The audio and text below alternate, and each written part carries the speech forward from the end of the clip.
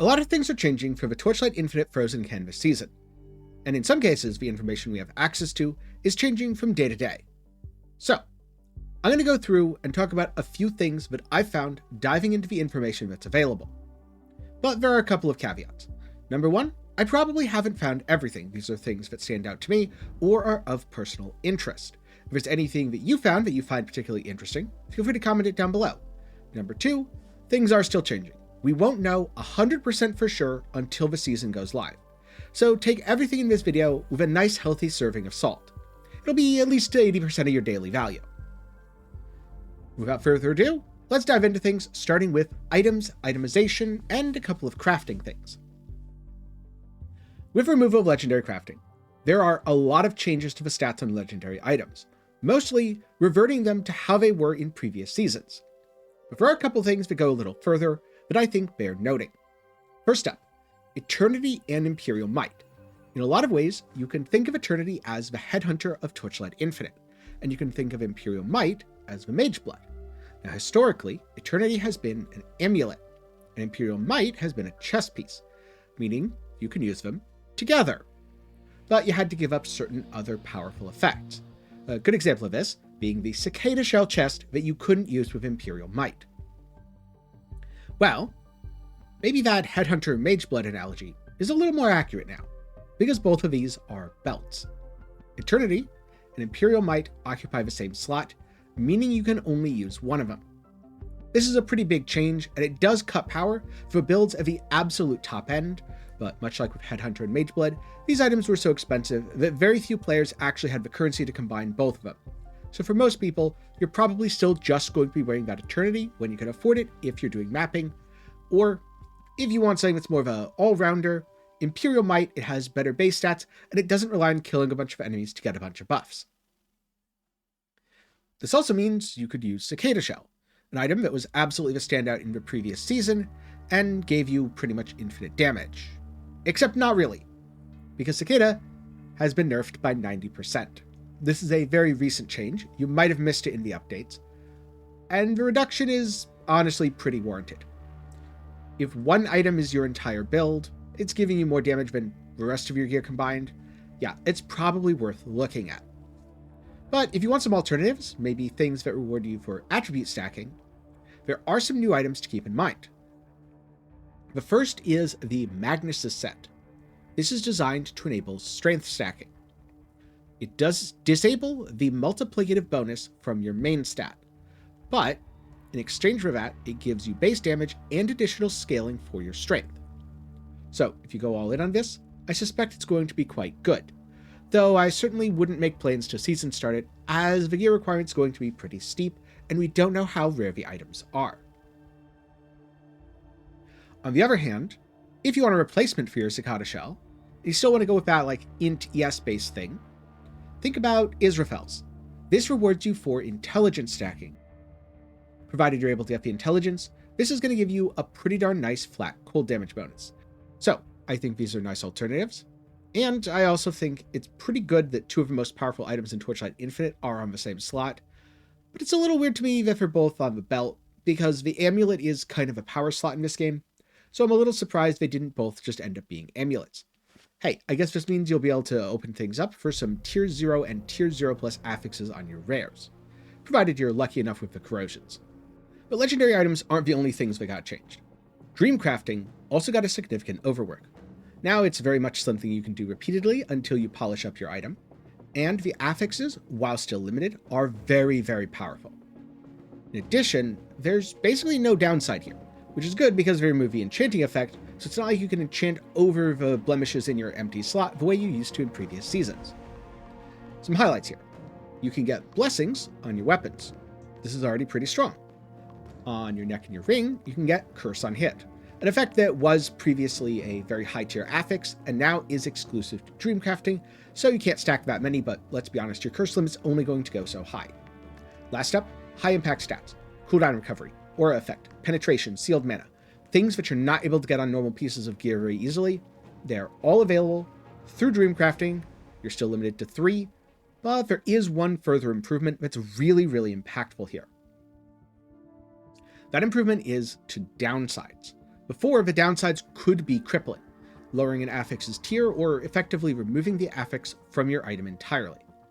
Now, it's just a random stat, and let's say you're not playing a minion build, but your downside is reduced minion damage. Is that actually a downside? No. And in addition to this, you get all sorts of powerful upsides. Therefore, Dreamcrafting is going to be in a much stronger state, and you're going to be able to more consistently get good results out of it when crafting on high-tier items.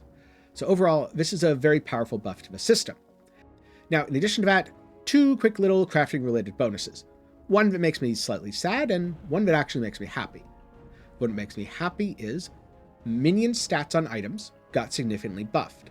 So in the early game, your minion build might feel a little bit weaker, but in the late game, and I suspect this is going to benefit order calling on Moto significantly, you're actually going to feel quite a bit stronger because your gear's more impactful. The other thing that I'm a little sad about is you can't just res swap anymore. Reincarnation Embers don't look like they're going to be part of the game. I'd love to see them come back. I think that's great quality of life, but given how crafting works now, it should be okay even if it's not 100% optimal. Of course, if you're using epic items, you need some epic skills to go with them. So I've taken a look at all of the noble and magnificent skills, and I'm going to highlight a few that stood out to me. You can think of these as my favorites or effects that I think are cool, even if they're not necessarily objectively the strongest. First being Ice Lance of Rebounding, where after you hit an enemy with your Ice Lance, it can jump off of the terrain and hit the enemy again. Overall, this does look like it's going to be a pretty significant multiplier. And it's very much about shotgunning one enemy rather than spreading them across the terrain. But I think it's very cool to have skill effects like this that transform how you play a build. Because in the past, Ice Lances was very much reliant on Frost Terra. There's still a way to play that, it's a different support. But now, you don't need to drop the Terra, you don't need the 2-button playstyle. You have a 1-button version that, provided you have enough jumps, should be just as, if not more damage.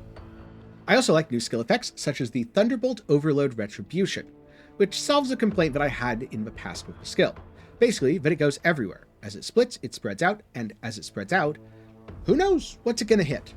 Maybe it's a boss, maybe it's a random enemy, maybe it's just hitting a wall. This skill causes it to specifically jump towards high rarity enemies, thus keeping all of your balls on target, and you know what they say, you always want to keep your balls on target. After that, we've got Chain Lightning Merge, which allows the skill to shotgun, and it has an 80% coefficient. Is Shotgun Chain Lightning going to be good? Honestly, I don't know, but Zeus Thor cosplay, Shotgun Chain Lightning, Shotgun Chain Lightning sounds awesome enough that I genuinely hope this is good. And Chain Lightning in the past has been a skill that felt almost there. So the support very much could be the thing that takes it from almost there to, actually, yeah, that's pretty darn playable. Then we have Berserking Blade Decimate. This counts enemies at low life. So, for example, on Thea Incarnation, who gets specific bonuses against low-life enemies, or if you're using any sort of talents or equipment effects that deal bonus damage or trigger something against low-life enemies, this is going to be a great enabler. After all, if the enemy counts as low-life for more of their health, then you have all of those very potent bonuses. Since usually low-life is the last third-ish of an enemy's health, many of these things are multipliers that are far more powerful than you'd otherwise encounter in the game. And as you rank it up, at max level, Berserking Blade Decimate is going to roughly double that window. So if you're not using too many of these effects, it's probably not going to be very good, but if you're using a lot of them, it's going to be very potent indeed. Maybe Berserking Blade is going to come back this season. Then last up, Blazing Bullet Fiery Blast, where your Blazing Bullet explosions now stack a debuff that vastly increases the enemy's damage taken.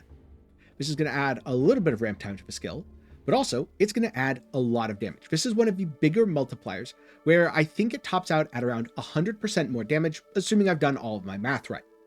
Admittedly, I'm not a math expert, so feel free to check me down in the comments. But having multipliers like this on top of mechanical changes for skills is pretty crazy.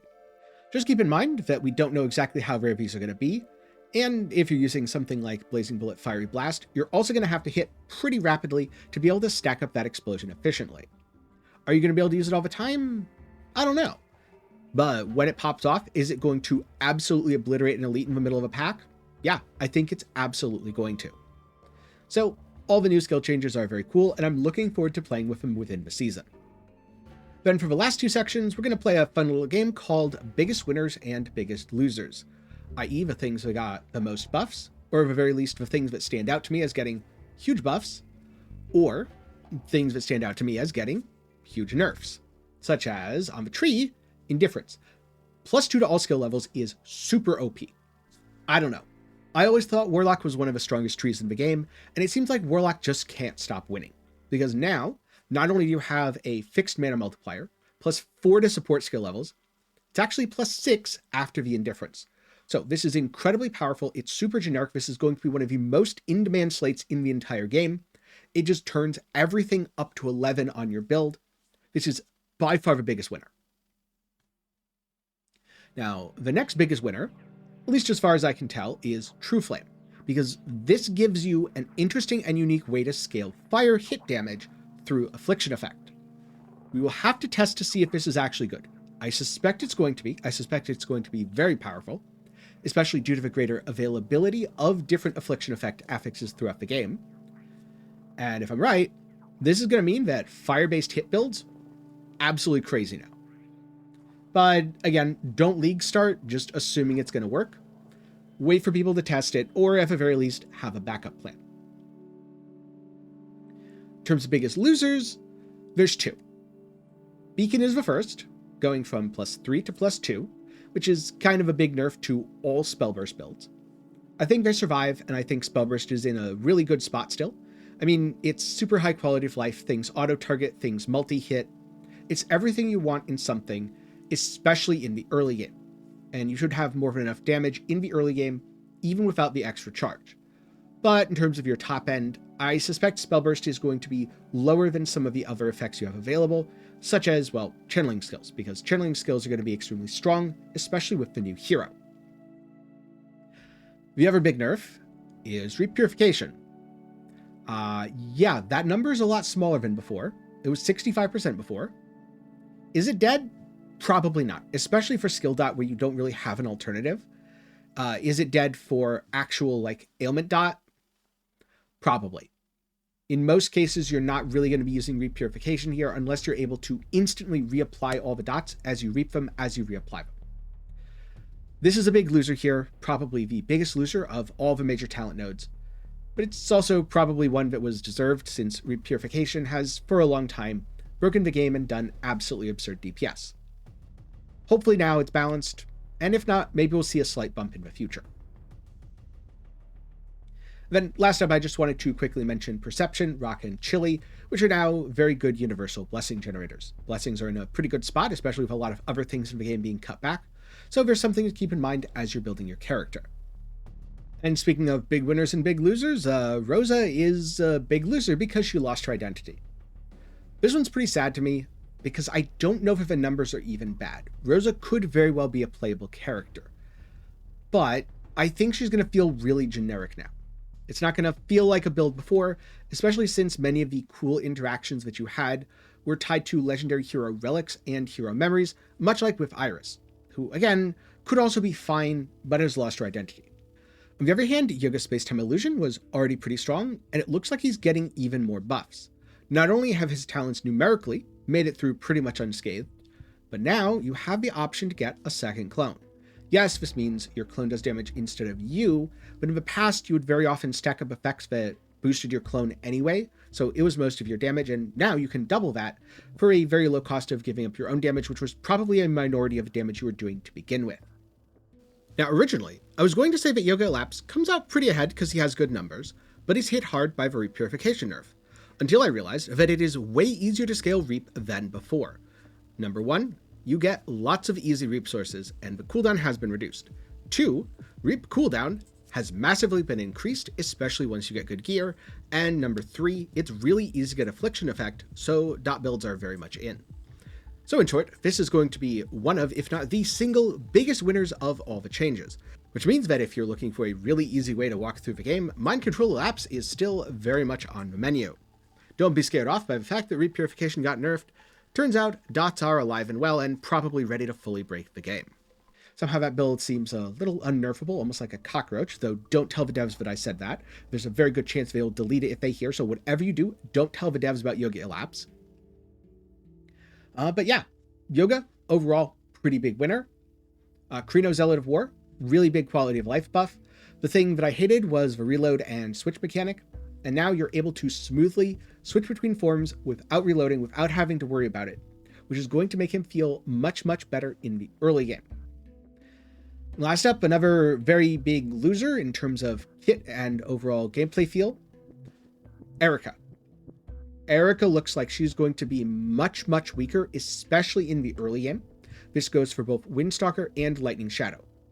I think Windstalker will be okay, at least long term.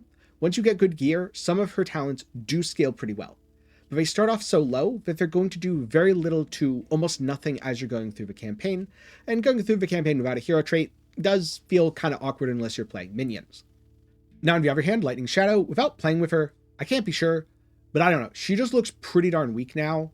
Maybe Numbed is going to be very good, but I think it's going to be a struggle to maintain Numbed, and Feline Figure just isn't doing what it used to. Before it was kind of the shock the world, everything explodes build. Now I think it's going to feel slower. I think you're going to be very gear reliant to actually make your Numbed function properly. And all in all, I don't think it's going to be the same class fantasy. Plus, I think she's going to be, at best, a C or so tier hero, even going into the mid and maybe late game. Really hard to tell in the late game though, just because so much has changed based on what we knew before. So those are some of my thoughts for Torchlight Infinite Frozen Canvas and some of the changes to expect. But again, remember there's a good bit of speculation in here because things are subject to change. So if you want to know more about the updates as they actually happen, get subscribed, ring the notification bell. That way you'll be fully prepared for future uploads because as I play the season, I'm going to talk about more changes as I experience them. And hey, while you're down there, maybe leave a like. You made it to the end, so you probably enjoyed the video. Normally, this is around the time where I'd be talking about the best season starters. You know, looking at the patch notes, going over the changes and saying, these characters look really strong. With so much changing, it's honestly very hard to make solid predictions. If I'm just going off my gut, I think the new character, she's going to be OP, she's probably going to be super easy for starting. I suspect Yoga, going to be really good. And surprisingly, I think Karina's going to be in a good spot. Aside of that, we're just going to have to see. About the only heroes that I'd say maybe stay away from are Erica because they seem to have lost a lot of their power, and I don't know that either of them get it back, at least in the early game. I'm sure once you're fully geared, they'll probably be fine, but let's be honest, you're not looking for fully geared if you're searching out a season starter. But hey, that aside, thank you very much for watching to the end. I'm glad you enjoyed, and I'll see you in the next one.